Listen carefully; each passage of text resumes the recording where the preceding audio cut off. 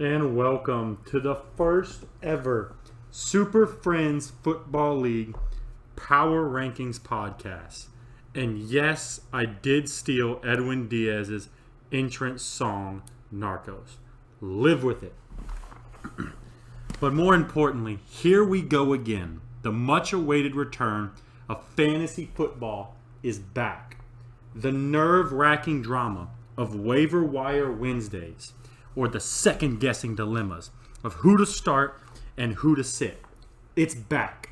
From the unusual trades Rob sends on an hourly basis, and he's already started. Or Nate somehow finding a way to compete, even with little to absolutely no knowledge of football or the NFL. Fantasy football is back.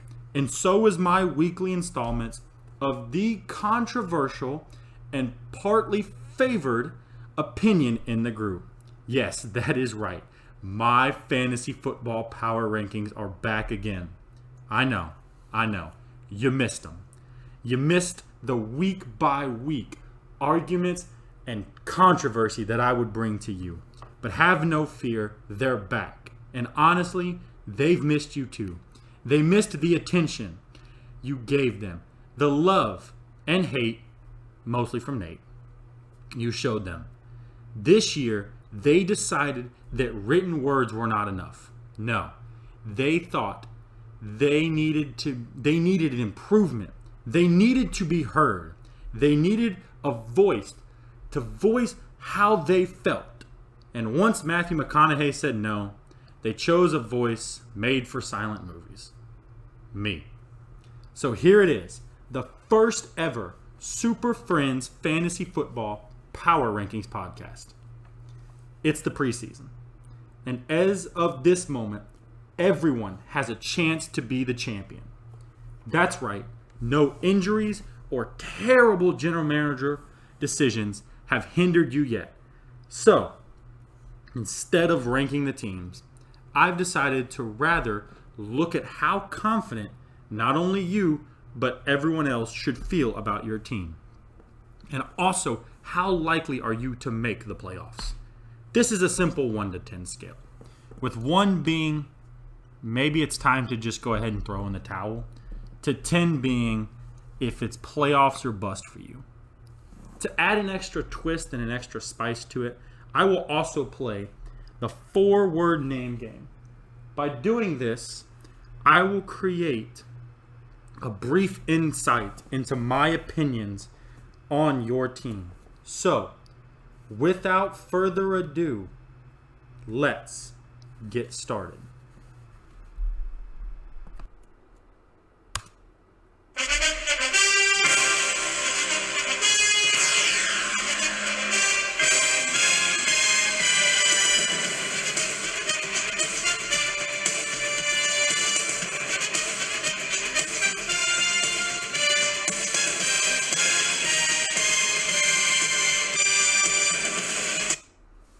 Okay.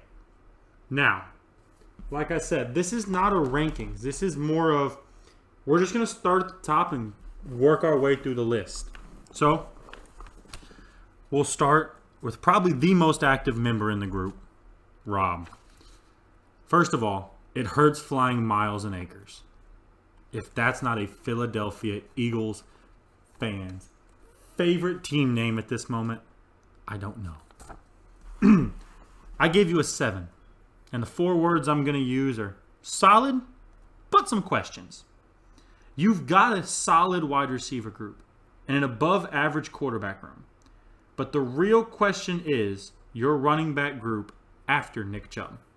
Now, Nick Chubb was running back 7 last year, and the next closest on your roster was Miles Sanders, who was running back 43. It's also going to be interesting how you handle the Hurts-Rodgers situation. Hurts isn't a top-tier quarterback 1. He's top 12-ish, but he's not the top 5 or 6. He's productive, and with you being a big Hurts fan, I don't see you really starting Rodgers a lot. knowing you're going to find a way to trade him and use him to get something better. So it's going to be interesting to see, especially if someone doesn't believe in their quarterback fully or wants to move on after a few weeks. Update. We haven't even played a game yet.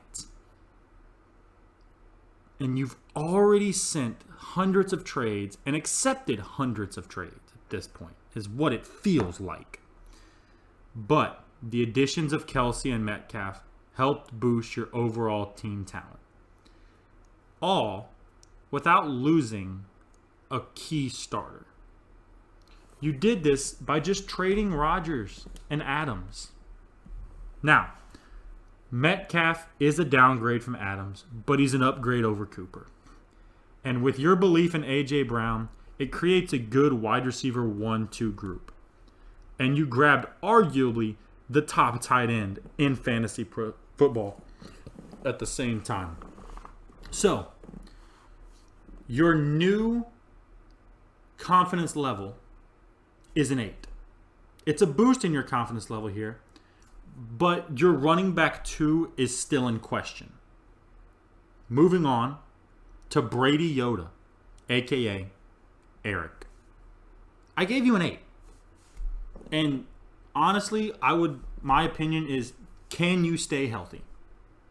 You have 2 top 20 wide receivers and 3 top 25 running backs from last year.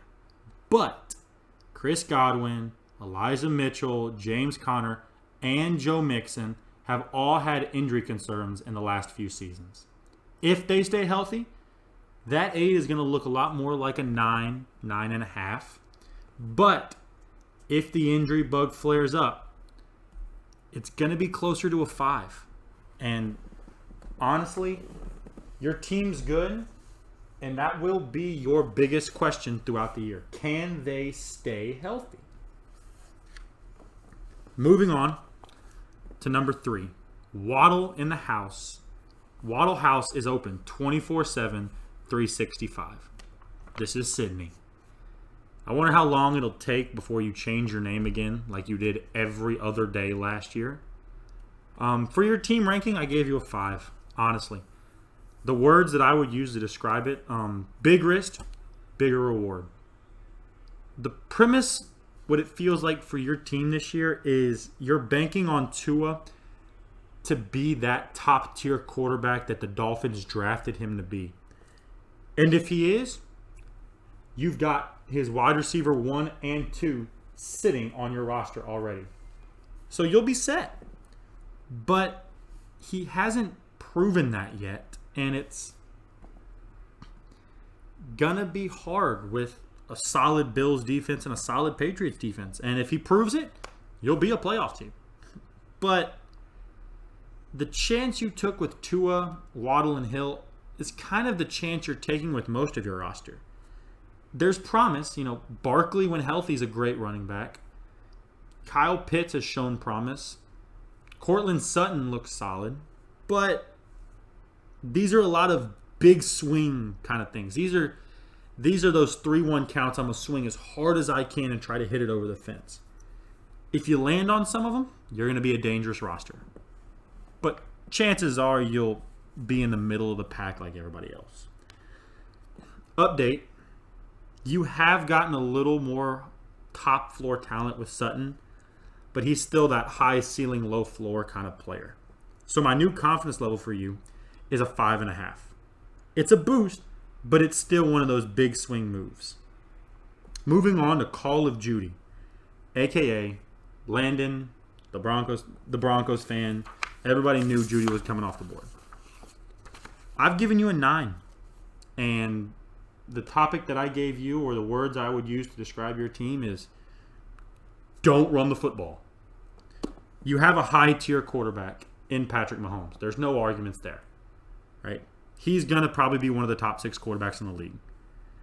You also have a few wide receiver 1s on their respective teams. Stephon Diggs is the 1 in Buffalo. Judy's the 1 in Denver, and with a better quarterback. And Amon-Ra St. Brown is the number 1 in Detroit. right? The real question, though, is can your running backs produce? You've got Aaron Jones, who's a high-talent player.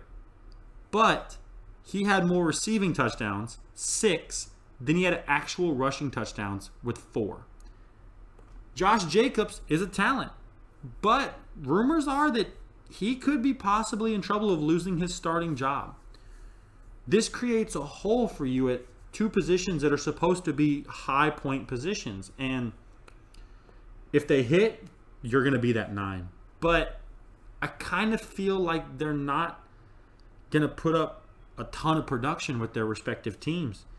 They'll still be top 30 some odd running backs, but I don't think they'll be the 2 guys that we're talking about top 10 guys.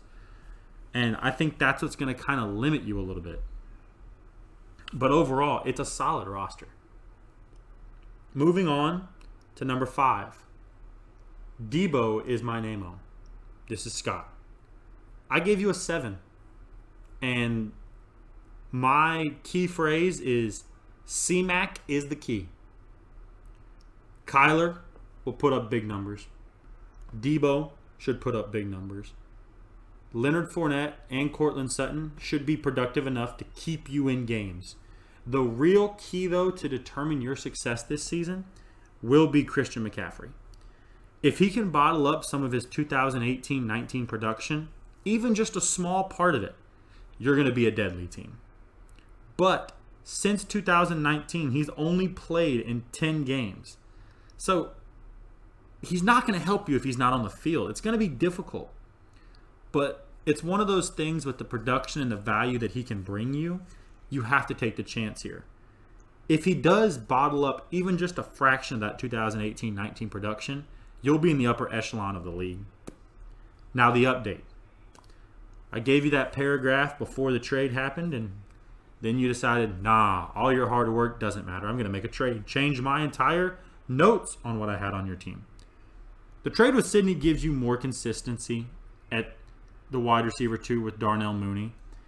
But it's that high ceiling thing. I think Courtland Sutton has a higher ceiling than Darnell Mooney does. You get a little more consistency with Mooney because he is the number 1 in Chicago compared to Sutton, who is the number 2 in Denver. But you don't get that ridiculously high ceiling. As for your confidence level after the trade, it's still a 7. It's nothing major here. It was just a marginal move. And at the end of the day, Mooney's probably not going to start whenever Thomas is ready. Plain and simple. Number 6, Scary Teacup for the second year in a row is Jack. I gave you a 6. And honestly, the words I used to describe you was, who needs wide receiver depth? Cooper Kupp went otherworldly last year. And he is set up to maybe do the same this year. Signs point to he will. The real question is if he can do that. Kupp and Higgins provide a solid 1-2 punch from you. But DK Metcalf with Drew Lock is questionable. Hopkins is suspended. And Jacoby Myers doesn't seem like a valuable wide receiver option to me if one of the first 2 go down with an injury.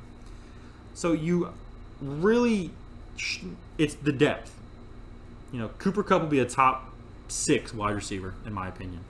T. Higgins will be probably top 15, top 20. But if one of those 2 gets hurt, I don't really see a reliable option on your bench to fill that.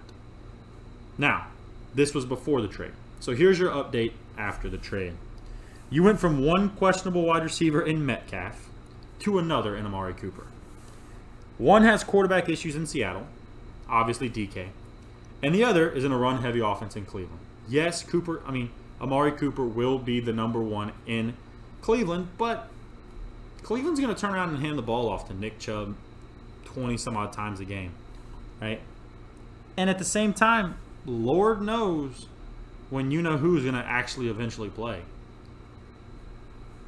So you did get an upgrade in talent at quarterback by getting Rodgers, but Carr, I feel like, is going to be in more shootouts in the AFC West against Justin Herbert, Patrick Mahomes, and Russell Wilson. Rodgers, honestly, he's going to beat up on the Lions, Bears, and the Vikings. And so that'll probably be a little more run games, right? Goff, Fields, and Cousins, I don't think are going to get into shootouts with Rodgers. So even though Rodgers is better, I think Carr might put up better numbers just because he'll have more chances to throw the ball. But overall, it creates a fantastic dynamic with Carr and Rodgers on your roster. And so it might be just one of those things where you just pick the matchup. You know, if Carr's got a opponent that they're going to be in a shootout all game long, you might pick Carr. And if Rodgers gets in, might have a game where he's going to throw the ball over the field against one of those weaker defenses, you might start Rodgers. It's a good position to be in. So your new confidence level is a 6.5. You upgraded at the quarterback position, and now you have a good 1-2 combo. You just get to pick at this point. But the problem is still your wide receiver depth, and you addressed it, but I don't feel like you were able to fix the problem. Moving on to number 7. Tailor-made. Nate. Let me just start by saying I was wrong. I didn't think Nate was going to win last year, and he did.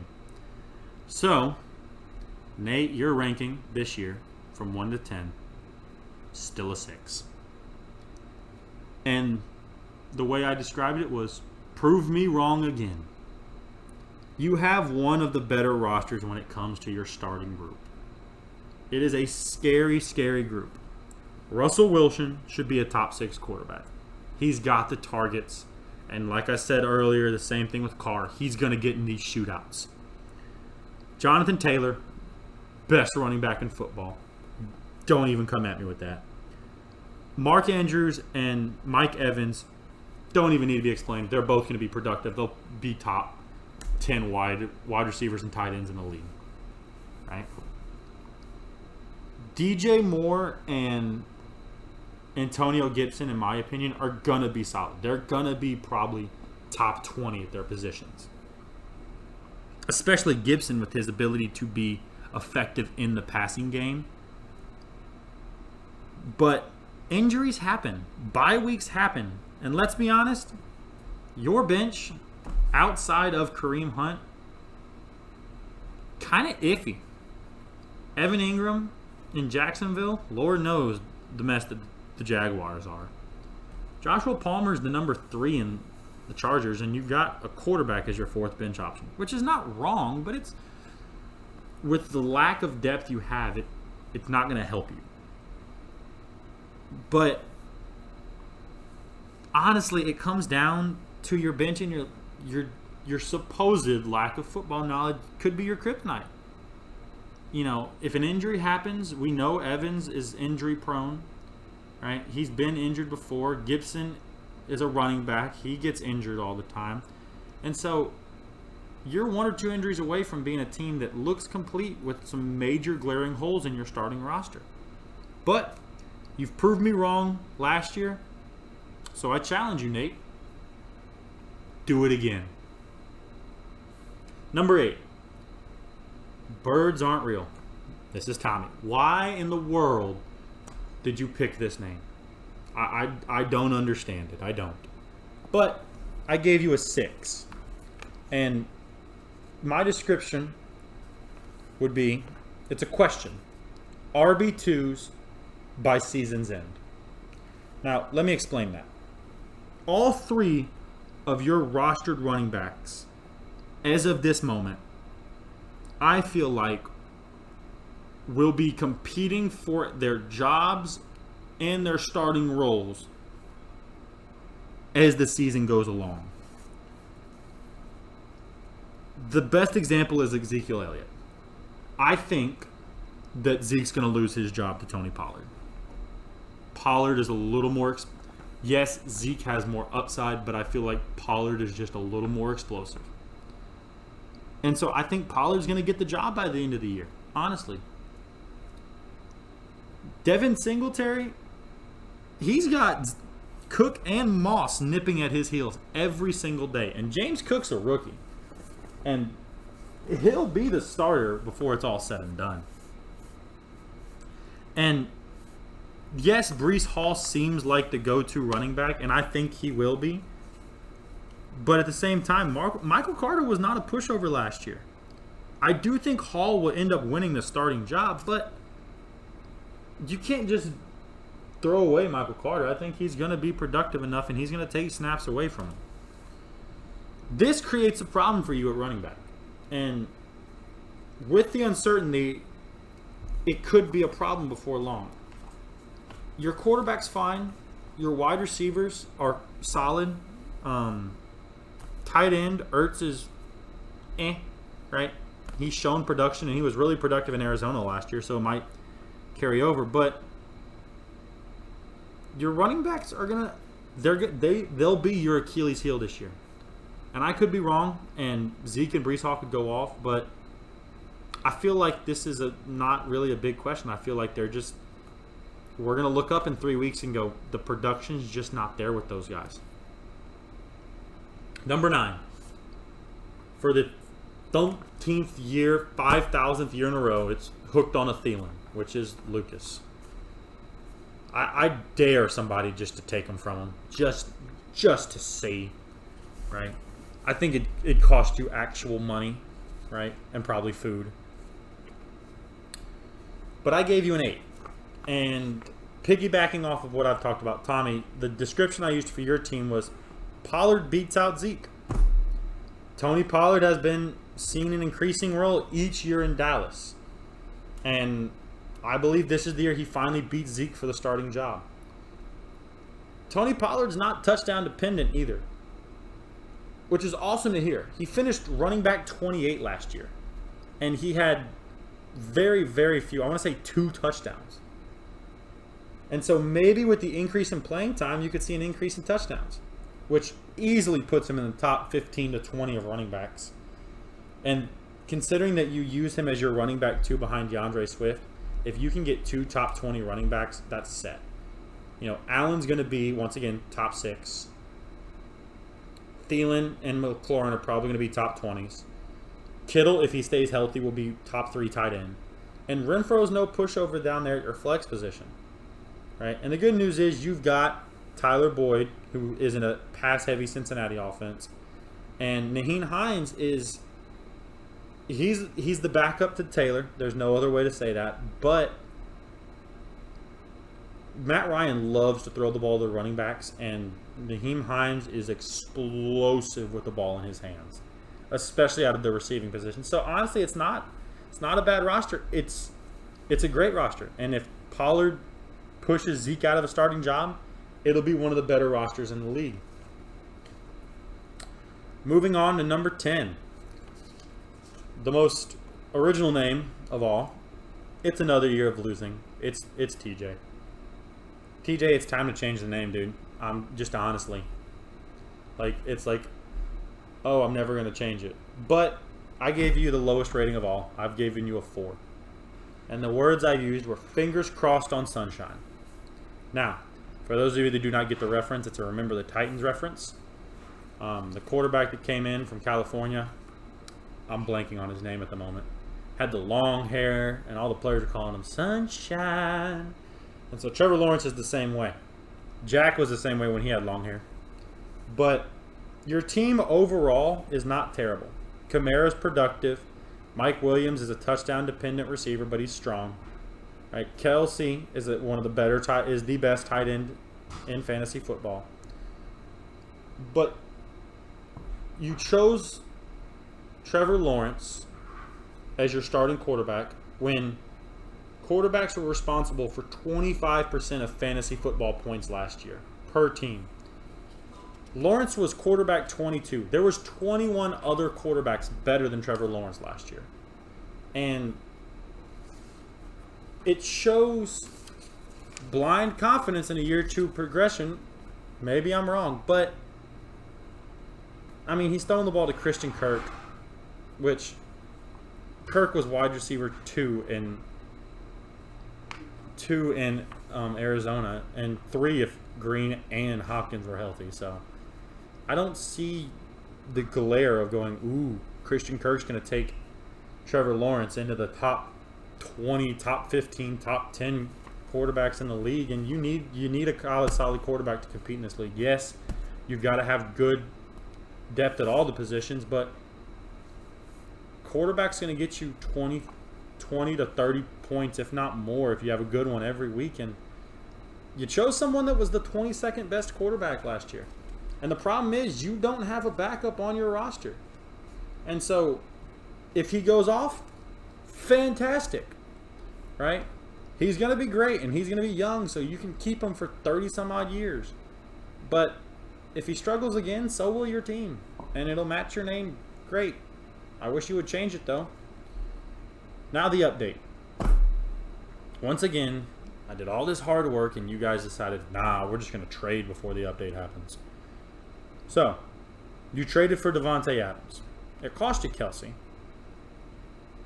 And it's going to boost your wide receiver position and give you one of the top 10 wide receivers in football. But it cost you the best tight end in fantasy football terms. And Freiermuth is not the answer at the position, right? I don't think he's going to be that guy that goes, oh, it's okay that I lost Kelsey because I got Adams, but Freiermuth does just enough. No, I feel like we're going to look up and go, wow, that was just not a smart decision. No real change here. Your confidence level still a 4. Moving on to number 11. My team needs help. Drew. I gave you a 6. And I said best buds or bust. You grabbed the Burrow to Jamar Chase connection, which, by the way, last year was deadly. And this is huge because if they hit again in year 2 together, this tandem, along with Derrick Henry and Javonte Williams, is going to be scary as a top 4. And they'll create high-scoring numbers, especially if Henry can stay healthy. But outside of Jamar Chase, your patch catching group has uncertainties. And if history says all the time that sometimes when you have a great year, defenses are going to adjust to you. And if Chase struggles, you could be in trouble because you're not getting much from your wide receivers 2s at the moment. You know, Marquise Brown is solid. You know, Gabe Davis, And Deontay Johnson, same thing with Freiermuth in Pittsburgh. I don't think Pittsburgh's going to be this fantastic offense. But like I said, you're a 6. Now, moving on to the last one. My team. Right? Cook's Pest Control. Local Memphis plug right there. Once again, the opinionated comes in. I gave myself an 8. But my saying is the old Alabama saying, run the damn ball. I probably had the best running back 1-2 combo in the game with Dalvin Cook and Austin Eckler. Both were top 10 running backs last year, and there's no signs that they won't produce that again. They'll be productive week in and week out. Justin Herbert's a top end quarterback 1. He's top 6. And if he's not 6, he's 7. He'll put up huge numbers, and especially with him, like I said, getting into these shootouts in the AFC West, it's going to be great. Darren Waller will be a top 6 tight end, right? He'll be good. But your wide receivers is a question. Don't get me wrong. Allen Robinson, Brandon Cooks, Tyler Lockett, and Robert Woods are all good to great wide receivers. But it's not a wide receiver by committee thing. It's more of a you can only pick and choose one guy. If I could get the whole production of those 4, I'd be great. But they're mid-level in terms of fantasy football wide receivers. This will be a pick and choose thing. You have to pick the right opponent. You know, you can't sit there and go, okay, I'm going to start him against this lockdown defense and he's still going to produce. No, you have to be smart here and you're going to have to use your fantasy football knowledge. But I'm interested to see what happens. And that's it. That's all 12 teams. As always, I know I'm gonna hear about it. I'm gonna hear about you. Oh, I was too high. I was, you ranked this person way too high. Why am I this number? Whatever. Right? How dare you be wrong on this person? That's the best part about it. You want to argue about it? Come join me. Come have a conversation with me. Other than that, good luck to all 12 teams, and I'll see y'all next week. Peace out, y'all.